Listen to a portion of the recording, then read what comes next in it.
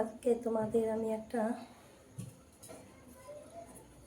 জিনিস দেখাবো, সেটা হলো এই যে বাটিটা দেখেছো। এটা আমার অনেক দিন হয়েছে, অনেক দিন বলতে সপ্তাহখানেক হয়ে গেছে, পুড়ে গেছে। তো বিশাল পুড়ে গেছিলো, মানে দুধ বসিয়ে আমি একটা কাজ করছিলাম, আমার আর খেয়াল ছিল না। তারপরে যাই হোক, আমি অনেকটা ঘষে মেজে এইটুকু করেছি। তা এটাকে তখন পরিষ্কার করার মতো যে জিনিসটা সেটা আমার কাছে ছিল না, যার কারণে আমি ওই মুহূর্তে পরিষ্কার করতে পারিনি। তা কদিন রাখবো, বাজারে বেরোবো, ঘর থেকে বেরোবো, তারপর তো জিনিসটা আনবো। তা সেই অপেক্ষায় ছিলাম, আজকে জিনিসটা নিয়ে এসেছি। আর এবার এখন এই যে বাকি পোড়াগুলো রয়েছে, এগুলো আর অসম্ভব মেজে বসে তোলা যাবে না। তো এটাকে এখন পুরো একদম পরিষ্কার করে দেবো। কীভাবে উঠাবো আর কিসের মাধ্যমে উঠাবো সেটাই আমি তোমাদেরকে দেখাবো। আর এই যে দেখো, পেছনটাও দেখেছো, মানে একদম পুরো কালি হয়ে গেছিলো। ছুরি দিয়ে কুড়িয়ে কুড়িয়ে ঝামা দিয়ে ঘষে ঘষে এইটুকু কোনোরকম করেছি। যে যে জিনিসটার কথা বলছি যে সেটা আনবো, তারপরে তো বাকিটা পরিষ্কার করবো। ওই জন্য ভাবলাম এই 2 দিনে যেটুকু হয়। কিন্তু পুরো পুড়ে গেলেও আমি যেটা এখন ব্যবহার করব সেটা পুরো, যদি বাটি বা কড়াই, গামলা, হাঁড়ি যাই হোক, পুড়ে যদি ছাইও হয়ে যায়, তবুও সেটির মাধ্যমে এটাকে পরিষ্কার করতে হবে। সেটাই এখন কি মাখাবো সেটাই তোমাদেরকে দেখাচ্ছি, দেখো তাহলে।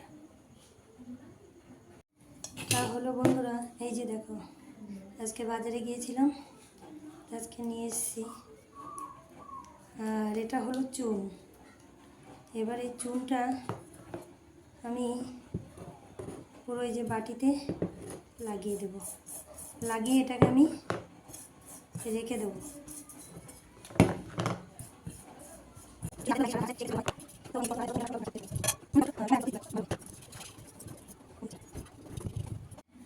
আমি এটা দাঁড়িয়ে দাঁড়িয়ে করছি, তো তার ভিতরটা লাগিয়েছি। এইটার উপর আমি রেখে করব, কারণ এটাকে মাখানোর পরে তো হাত দিয়ে ধরে করা যাবে না, তাই এবার এটাকে করে দিলাম।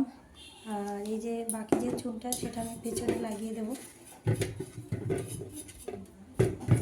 পেছনে যে পোড়াগুলো রয়েছে সেখানে আমি লাগিয়ে দেবো।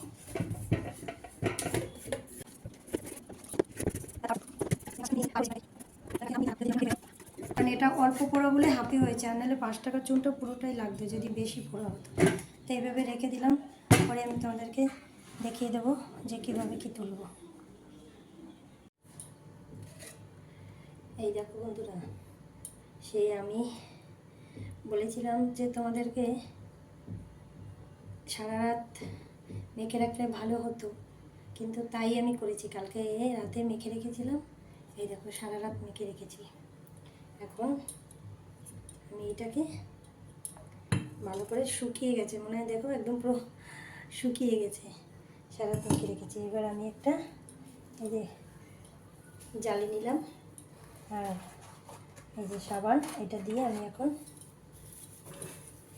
বসে বসে তুলব। একটু ভিজিয়ে নিলাম।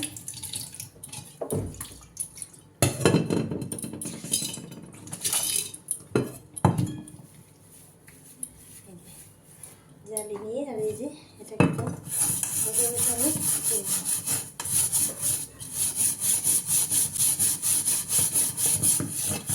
তারপর তোমাদেরকে আমি দেখাচ্ছি।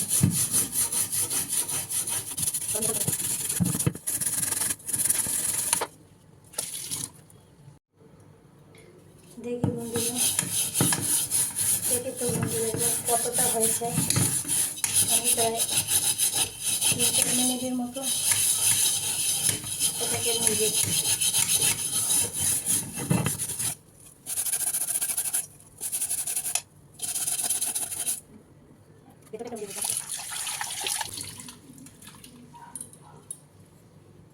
এই যে দেখো, হ্যাঁ পরিষ্কার হয়েছে।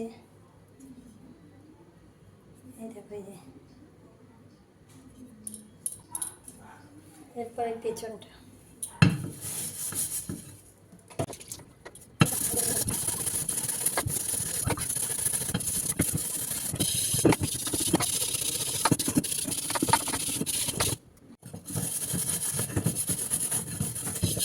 দেখি তাহলে এবার কতটা পরিষ্কার হলো পেছনটা।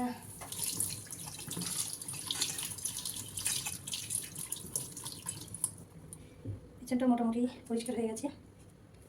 হালকা হালকা একটু দাগ রয়েছে, এটা আবার দেখি ভালো করে বসলে হাতে এটা উঠে যাবে।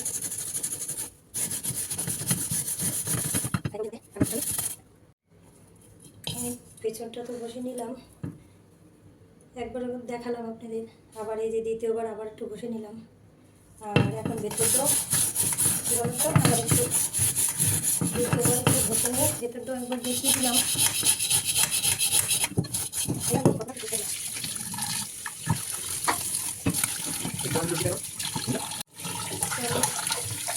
ভালো করে ধুয়ে দেখি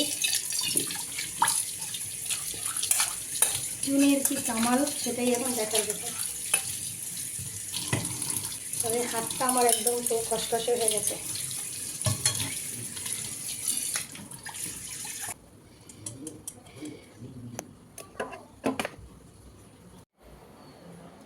দেখো বন্ধুরা, সারা রাত তো রেখে দিলাম, তো এই এখানে এখন এই যে চুলটা শুকিয়ে একটুখানি রয়েছে। যাই হোক, বেশ ভালোই পরিষ্কার হয়েছে, কারণ এটা প্রচণ্ড পরিমাণে পুড়ে গেছিলো।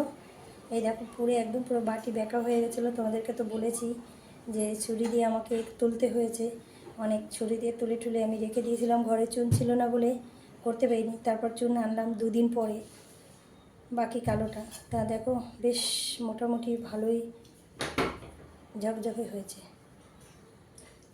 আর পেছনটা তো সত্যি খুবই সুন্দর হয়েছে, পরিষ্কার। তাহলে চুনের কামাল তো তোমরা দেখলে, তাহলে এইভাবে করে তোমরাও করবে। পোড়া জিনিস ভীষণ পরিষ্কার হয়, তাহলে তোমরা এরকম পুড়ে গেলে এইভাবে করে করবে, চুন মেখে রেখে দেবে, সারা রাত থাকলে জিনিসটা বেশি ভালো হয়। তাহলে দেখবে সত্যি এরকম পরিষ্কার হয়। তা বন্ধুরা, ভিডিওটা কেমন লাগলো তোমরা অবশ্যই কমেন্টস করে জানিও, আর ভালো লাগলে একটা লাইক করো। সকলে ভালো থেকো, সুস্থ থেকো।